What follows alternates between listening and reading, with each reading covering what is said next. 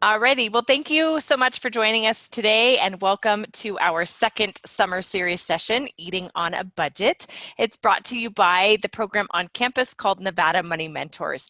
If you haven't heard of Nevada Money Mentors, we're an on-campus resource for you that helps with all things personal finance.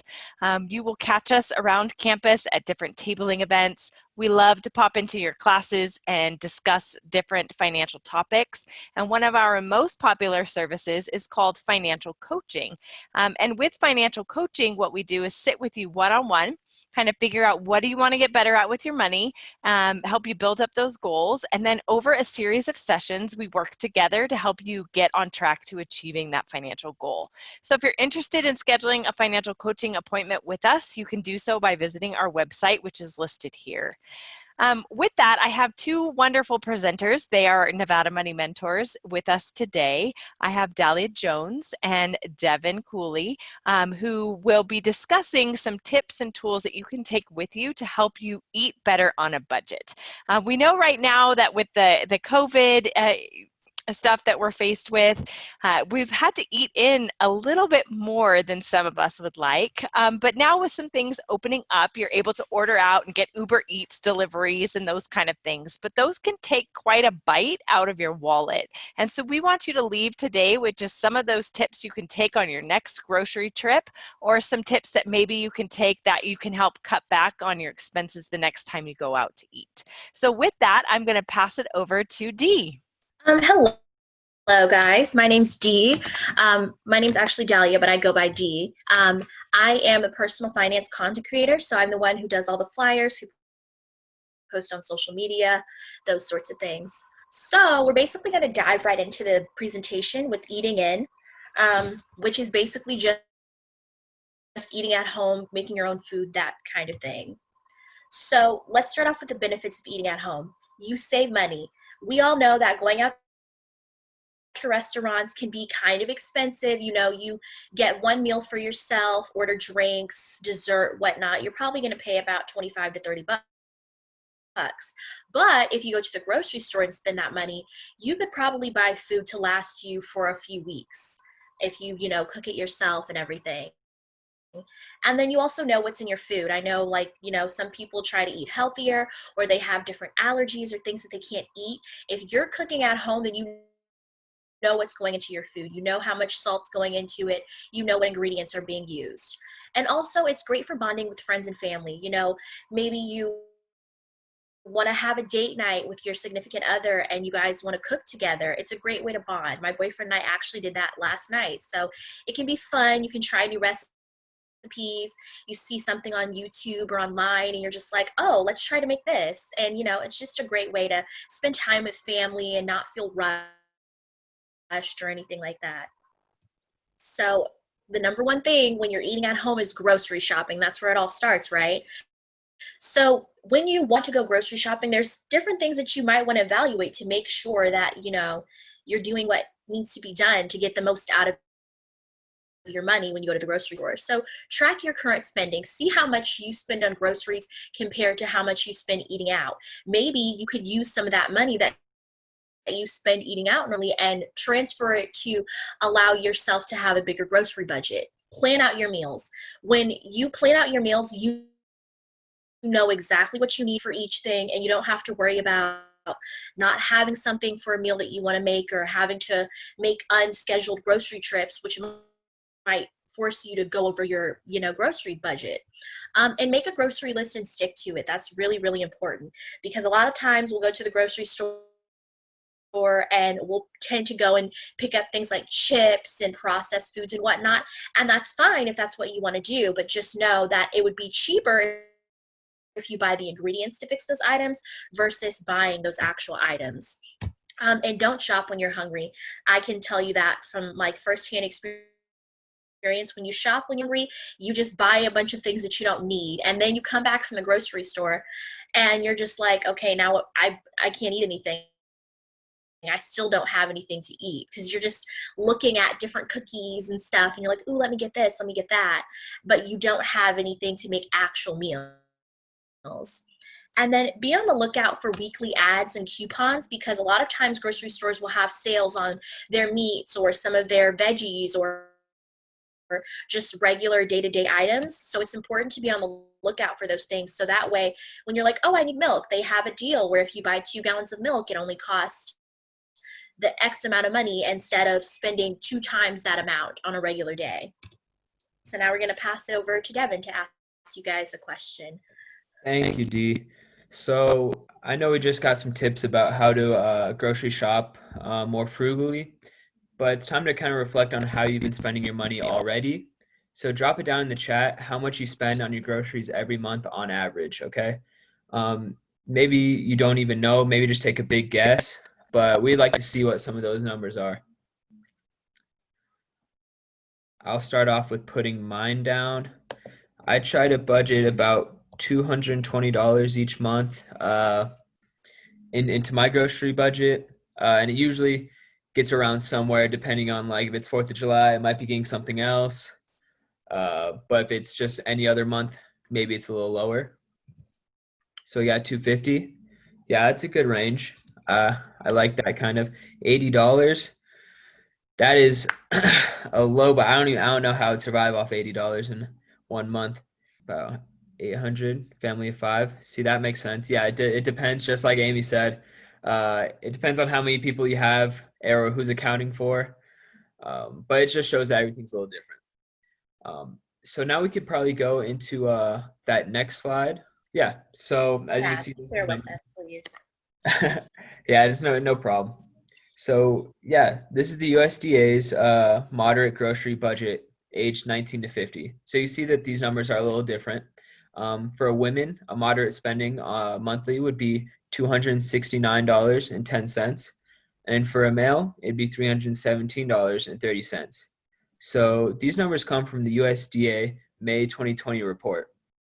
It shows 4 different types of budgets: thrifty, low cost, moderate, and liberal, all rising in prices throughout those topics. Um, and it's broken up between men and women, and then obviously different age groups. So anyone younger than 19 would probably spend a little less, and then probably a little less when you get after the age of 50 also. Do those numbers surprise you at all? Do you say anything like 269 for one person's a lot, or maybe 317? Yeah, exactly. My girlfriend was saying the same thing. She expected women to actually pay more because they seem a little bit more health concerned, so they'd be spending more money on their budget prior to men, who she said just eat Cheez-Its, I guess. It's her words, not mine. But very interesting. So we could bring it back to D now for a little bit more story time. So I'm going to tell you guys about the first time I went grocery shopping on my own. So when I was my freshman year, I lived in Nye Hall, before everything happened.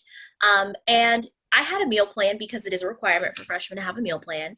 And so it wasn't really a concern for me about food or anything. So when I went to the grocery store, it was basically just buying snacks. But then fast forward to spring semester of my sophomore year, and I realized that all I bought when I went to the store was snacks, but this time it wasn't on a meal plan, so it kind of defeated the purpose. And so I literally Googled sample college student grocery list because I had no clue what to buy. I didn't know where to start. I was like, I know I can make sandwiches, but after a while I'm going to get tired of that. So I literally Googled it, and they have sample template grocery lists that pop up.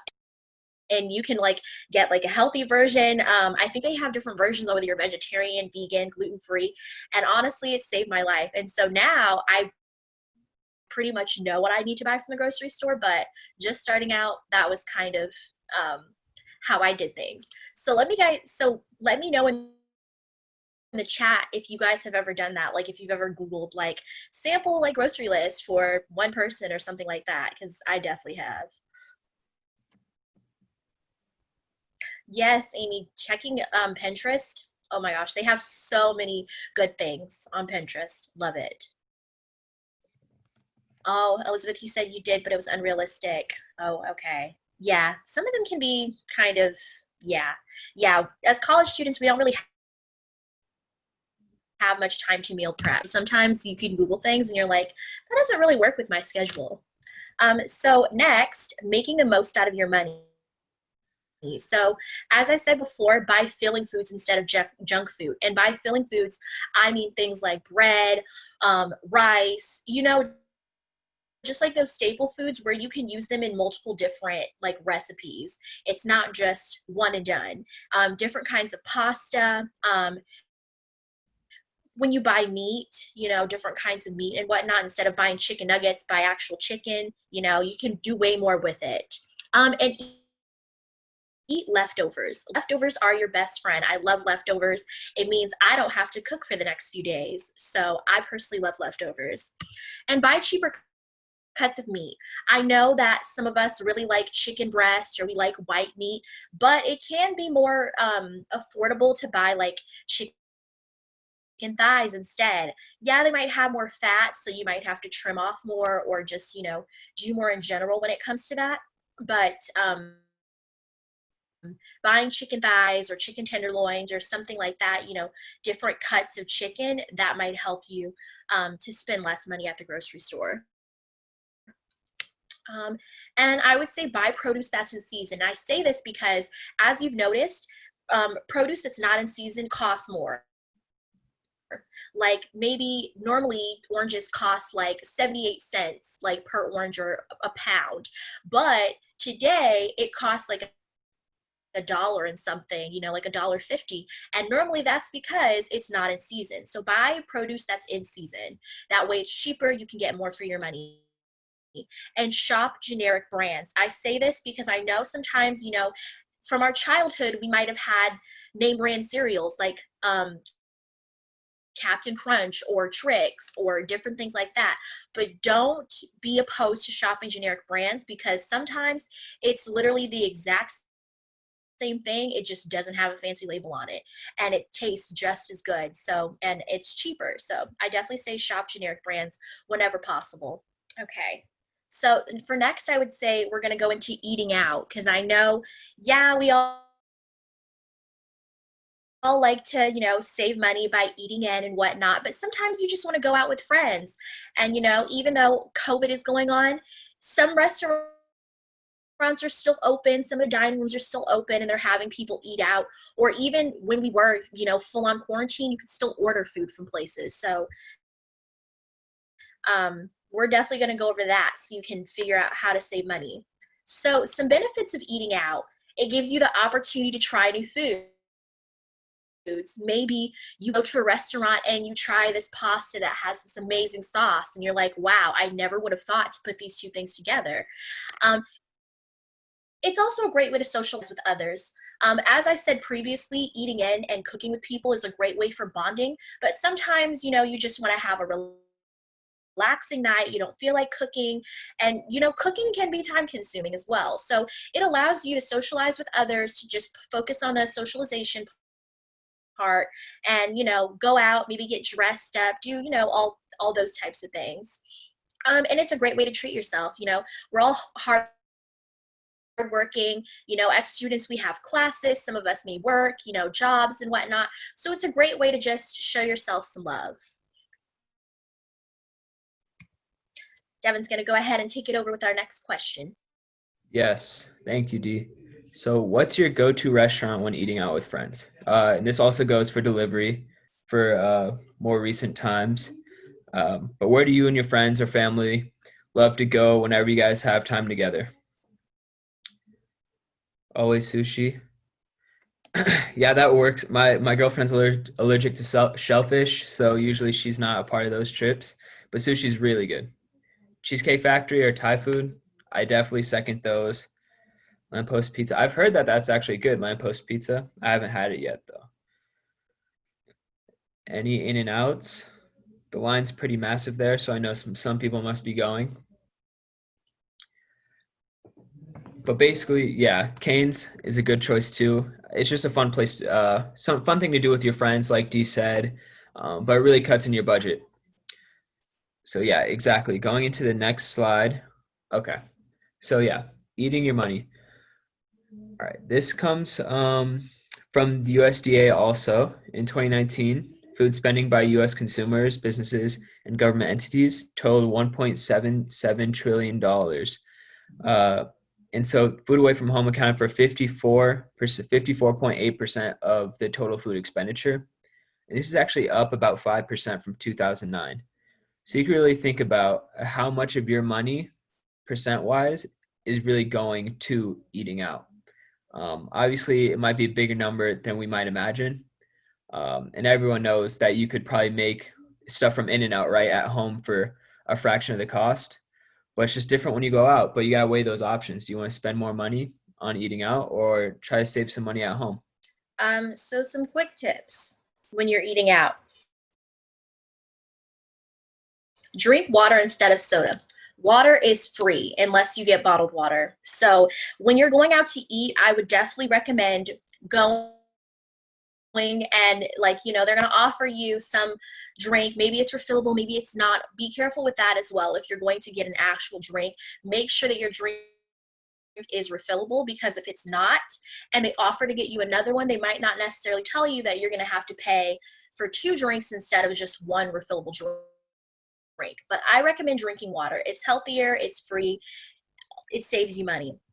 Take advantage of specials. I know that Chili's has like a happy hour. I think Applebee's does as well, where you can just go and you get like half off their bar foods and whatnot. And then there's, of course, when you go to Chili's and Applebee's, there's like the 2 for $25 or the 2 for $27. If you're going out with a friend or maybe your significant other, then you could simply do that and it saves you guys a lot of money instead of buying everything separately and then getting the full check and it's like 40 something dollars. And I say eat out for lunch rather than dinner, because if you guys have noticed, when you go out to eat, the lunch menu tends to be cheaper than the dinner menu, and they tend to have more deals. Like normally when there's deals at restaurants, like daily deals, it's normally during lunchtime. So if you go out to eat for lunch rather than dinner, you're probably going to save more money. And join rewards programs. I know if you join Chili's rewards program, you get like free chips and salsa. I think it's every time that you visit. So you could eat chips and salsa instead of spending money on an appetizer. That's saving you money. And having a plan. So set a food budget when you're going out. When you go out to a restaurant, be realistic with how much money you're going to spend. It depends on the restaurant. Applebee's compared to Cheesecake Factory, there's a big variance in prices. Cheesecake Factory is more expensive. So just think you might have to have a larger food budget if you're going to eat at the Cheesecake Factory rather than maybe going to Applebee's. So have that in your mind, how much you're willing to spend when you go out, and stick to it. Do not budge, stick to it. And carry cash. I say this because when you carry cash and you have to give up cash, I know some places aren't accepting cash right now, but if you can, carry cash, because when you're spending the money, you see it leave your hand. It's way easier than swiping a card. When you swipe a card, you're not necessarily seeing the money leave your bank account. But if you're like taking money out and you have to like count it up and get your change, you're seeing how much money you lost. So thus you'll most likely spend less. And be intentional. If you're going to eat out with a friend, I know sometimes it can be last minute, but look for deals. Google the restaurant you're going to, see if they have any promotions going on right now. Olive Garden normally has like half off different like items and whatnot. So be intentional. And then last but not least, we're going to talk about PAC Provisions, which is an on-campus resource. So I'm going to go ahead and pass it back over to Amy for this portion. Awesome. Thanks, Dee. Yeah, we know that a lot of students are getting used to buying groceries for the first time, getting in the habit of understanding how much you truly need month over month. And there's an on-campus resource for you called PAC Provisions. Basically what it is it's a food pantry available to all students.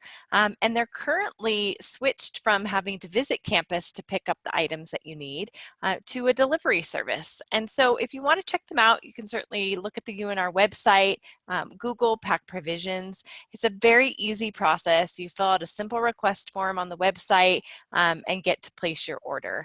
And there's not a whole lot of things that they're going to ask you about income and that stuff. It's very, very simple process, and we encourage all students to take advantage of that great service on campus. So with that, we can go over to the next slide. And I think the next slide includes some of our upcoming summer series options for you. We've got one more left, and it will be happening next week, and it is all about credit. So if any of you have you've taken out a student loan, or you're interested in building up credit for the first time, maybe you've received some offers in the mail for new credit card applications, we encourage you to attend this session because we want to talk to you a little bit about how credit works and then what is the cost to you. And Dee, I'm sorry, I jumped there. If you want to go back to our social media pages, we would love for you to follow us on our social media channels. What we do is post a lot of tips and tools for you to follow, some great stories and things that just help you keep money top of mind. And remember that we're here for you. If you need anything, have questions, want to meet with a money mentor to talk about your personal situation, we will help you build this budget for going out to eat. We will help you build a budget for moving out on your own. We love to meet with you one-on-one and really customize what that budget for you looks like. So with that, we're coming up on our 30-minute mark here very quickly. We'll go ahead and stay on the line. If you have any extra questions for us, feel free to use the chat box. Otherwise, we hope that you have a great rest of your day. Hope that you make some good choices today on what you eat for lunch, and we hope to hear from you soon. Thanks so much.